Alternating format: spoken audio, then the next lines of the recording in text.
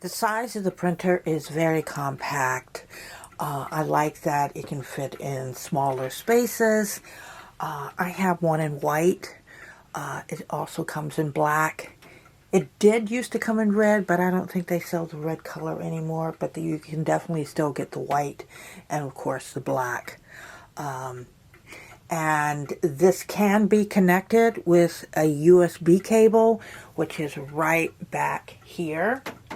Now, you do have to have your own USB cable, which is no big deal, but it is good to have the USB cable so that you don't have to worry about problems.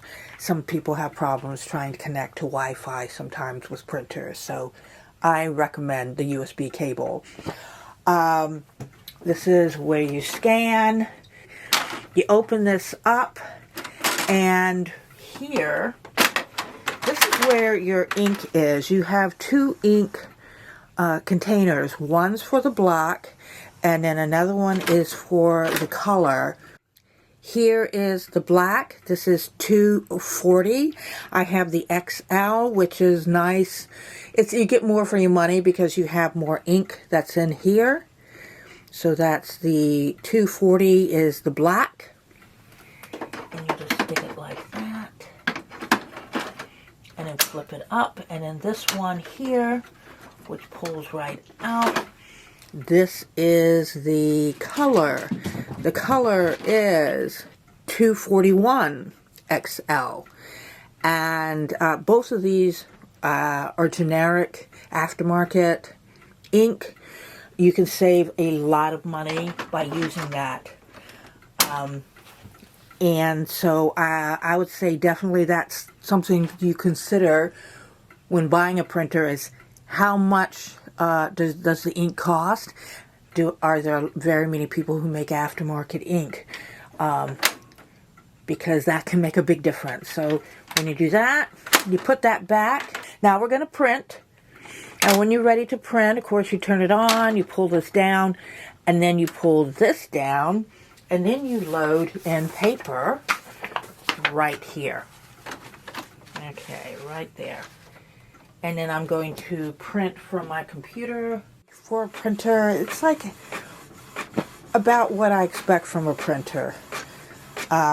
The more high-end something you are printing, if you're printing a photograph and it has a lot of pixels in it, a lot of it's a high-quality photograph, then it's going to take a little longer.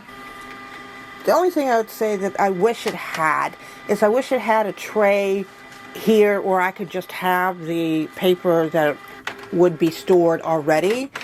So that is one thing that every time you print, you have to actually open it up and then stick the paper in, versus some other printers where they'll have a tray underneath where you can preload the paper.